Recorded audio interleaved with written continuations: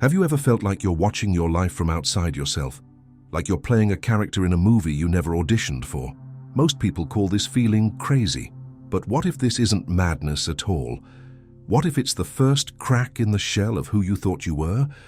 You see, we spend our whole lives building this perfect picture of ourselves. We collect beliefs like stamps, identities like clothes. We say, I am this and I believe that, until we can't tell the difference between who we are and who we've been told to be. But then something happens. A crack appears. And through that crack, something watches. Something that has always been watching. The question is, are you brave enough to let the shell break completely? Because once it starts breaking, there's no going back to who you thought you were. The tragedy of spiritual awakening isn't that it happens. It's that most people don't survive it. Not because they die, but because they run. They feel their old self starting to crumble and they panic. They grab onto anything familiar, even if it's painful, because at least pain is something they know. Think about it. You've spent 20, 30, maybe 50 years being somebody. You have a name, a story, a collection of wounds and victories.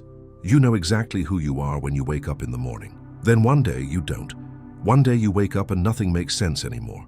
The things that used to matter, your job title, your bank account, what people think of you, suddenly feel like toys in a child's game. This is when most people think they're losing their minds. But here's the secret. You're not losing your mind. You're losing something much more precious. You're losing the story you've been telling yourself about who you are. And that story was never true to begin with. Your mind is like a scared animal. It wants safety. It wants to know what's coming next. It would rather stay in a burning building than jump into the unknown darkness outside. This is why awakening feels like being torn apart by your own soul. Because in a way, you are everything you thought was you. Your opinions, your personality, your likes and dislikes, these were just costumes you wore. They were handed to you by your parents, your culture, your experiences. You put them on so long ago that you forgot they were costumes. You thought they were your skin. But now the costume is coming off, and underneath, there's nothing.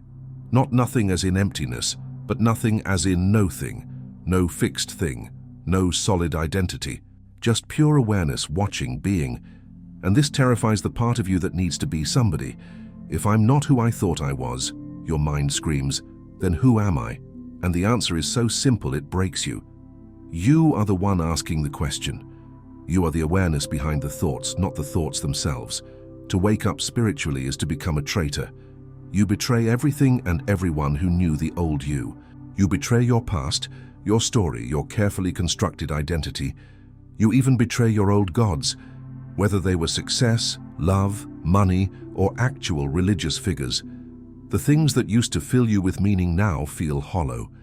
You might have spent years climbing the corporate ladder, only to realize you don't want to be at the top. You might have devoted yourself to a relationship, only to see it was built on need, not love. You might have followed a religion faithfully, only to discover you were following rules, not truth. People around you start to notice. They say you've changed. They're right, but not in the way they think. You haven't changed. You're just stopping the performance. You're stepping off the stage. And this makes everyone else uncomfortable because it reminds them they're acting too. The emptiness you feel isn't depression. It's not something wrong with you. It's the space that appears when you stop filling yourself with false meanings.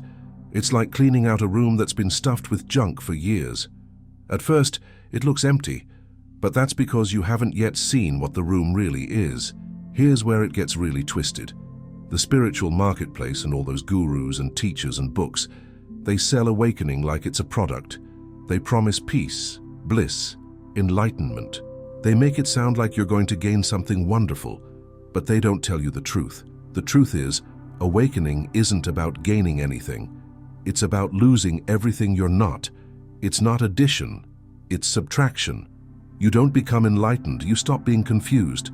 Your ego and that voice in your head that's reading these words right now, it wants enlightenment the way it wants everything else. As an achievement, as something to possess. I want to be enlightened, it says. But this is like a wave saying, I want to become water. You already are what you're seeking. You just think you're separate from it. The ego wants to survive the awakening process. It wants to be an enlightened ego. But that's impossible. It's like ice wanting to survive in boiling water. The ego doesn't get enlightened.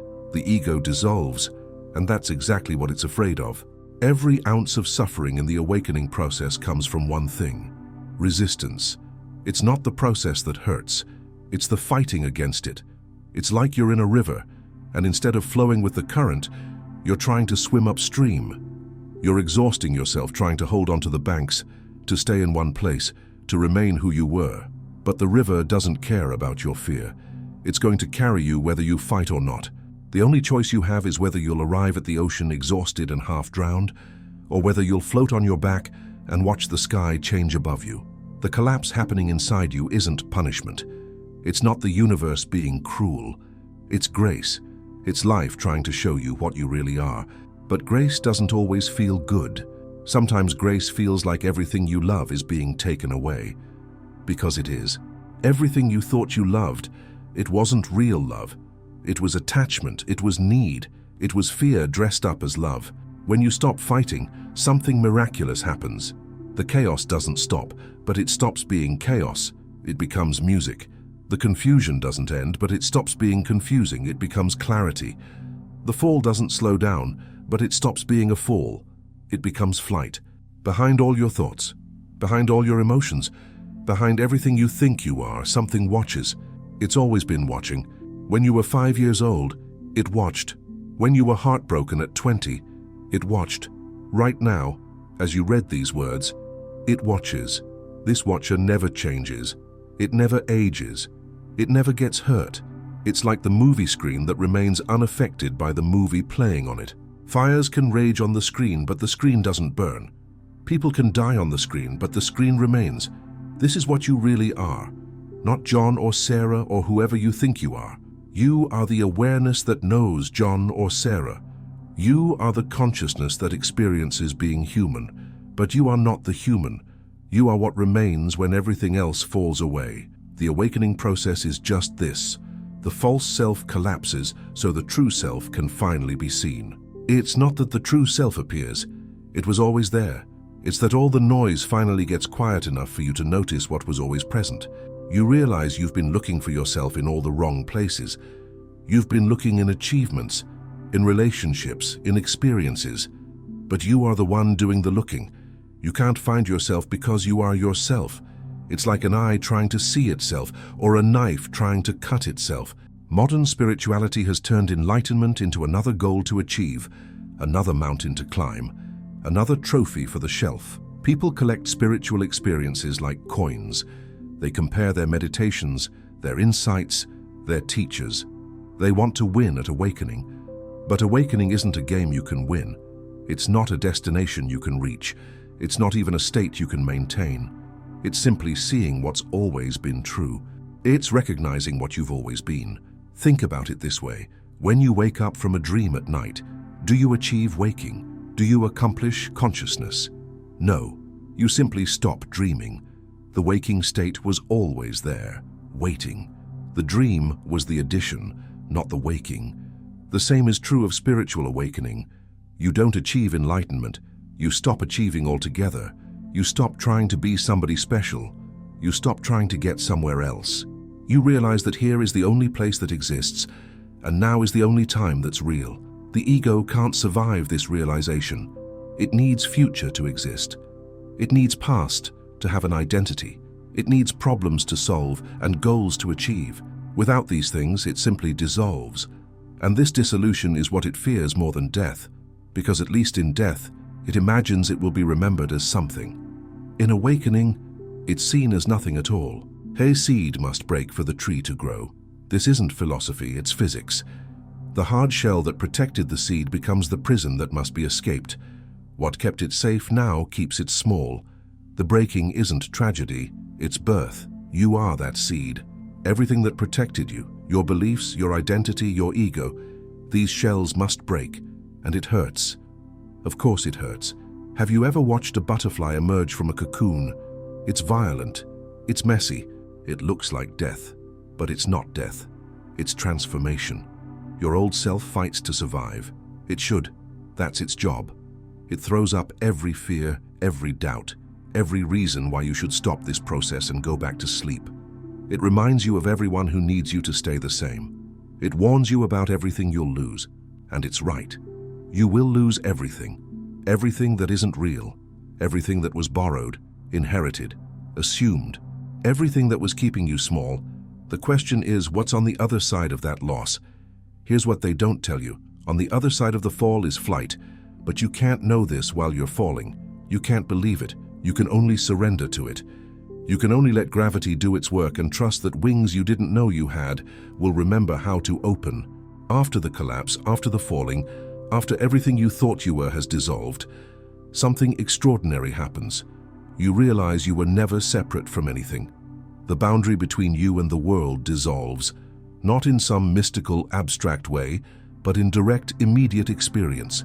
You look at a tree and realize you're not looking at a tree. The tree is looking at itself through your eyes. You listen to music and realize you're not listening to music. The universe is hearing itself through your ears. You are not experiencing life. Life is experiencing itself as you. This isn't a belief or a philosophy. It's not something you think. It's something you know the way you know you're breathing. It's obvious, simple, undeniable, and it's been true all along. You just couldn't see it because you were too busy being somebody. The observer and the observed become one. Not because they merge, but because they were never separate. It's like realizing that the wave and the ocean are the same water. The wave doesn't become the ocean. It realizes it always was the ocean, playing at being a wave. Life stops happening to you and starts happening as you. Problems don't go away, but they stop being problems. They become situations. Pain doesn't disappear, but it stops being suffering. It becomes sensation. Death doesn't stop existing, but it stops being the end. It becomes transformation. Enlightenment isn't about escaping pain or finding eternal happiness. It's not about floating above life's difficulties. It's about something much simpler and much more radical. It's about stopping the war with what is. When you're enlightened, though that's a terrible word for it, you still feel everything. You feel joy and you feel sorrow. You feel love and you feel loss. But you don't resist any of it. You don't grab onto the good or push away the bad. You let life move through you like weather moves through the sky. The sky doesn't hold on to sunny days or resist storms. It simply is the space in which weather happens. You become like that sky. Thoughts come and go. Emotions rise and fall. Experiences flow through. But you remain unchanged, untouched, unbroken. This isn't numbness. It's the opposite of numbness. It's feeling everything fully without being destroyed by any of it. It's like learning to surf. The waves don't get smaller. You just stop fighting them and start dancing with them instead. The suffering ends not because pain ends, but because resistance ends. You understand that everything is temporary, not as an idea, but as a lived reality. The joy you feel right now will pass. The pain you feel right now will pass. You will pass. And that's not sad. That's what makes it all so precious. Awakening isn't a one-time event. It's not like you wake up one day and that's it. You're done. You're enlightened forever. It's a continuous process of dying and being reborn. Every moment is a chance to wake up again. Every breath is an opportunity to let go a little more. You learn to live with not knowing. Your mind wants answers, explanations, certainty. But life doesn't offer these things. Life offers mystery. And slowly, you learn to dance with that mystery instead of trying to solve it. You stop needing to understand everything. You stop needing to control everything. You realize that trying to grasp life is like trying to grab water. The harder you squeeze, the less you hold. So you open your hands. You let life flow through your fingers. And somehow, in that letting go, you receive everything. The intellectual mind, the part that's reading and analyzing these words, it has to take a back seat. Not because thinking is bad, but because thinking isn't the right tool for this job. It's like trying to smell with your eyes or see with your ears. The intellect can point to the truth, but it can't grasp it. What grasps it? Nothing grasps it. You simply rest in it. You let yourself be held by the mystery instead of trying to hold it. You stop being the dancer and become the dance itself, the you that started reading this. That person is already dying. Not dramatically, not tragically, just naturally, like a snake shedding its skin. The skin was useful. It served its purpose. But now it's too tight. Now it's time to let it go. What emerges isn't a new you. It's not an improved version of the old you. It's consciousness itself, wearing a human form but no longer fooled by it. It's awareness playing the game of being a person, but knowing it's a game. The death of the ego isn't the end of your personality. You still have preferences, quirks, ways of being. But now these are like clothes you wear, not who you are. You can change them or keep them. You can play with them or ignore them. They don't define you because nothing defines you. You are the undefinable expressing itself as the apparently defined. This death isn't something that happens once. It happens moment by moment. Every time you choose awareness over story, presence over past, being over becoming, the false dies and the real is revealed. Not revealed as in discovered, but revealed as in always was. You realize you were never the person. You were never the story. You were never the identity.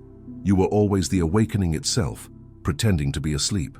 You were always consciousness, playing at being unconscious.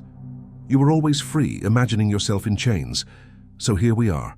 At the end, that's not really an end, because in truth, there's nowhere to go and nothing to achieve. The spiritual journey isn't about moving from here to there. It's about realizing that here is all there is. The seeking can stop, because what you're seeking is what's doing the seeking.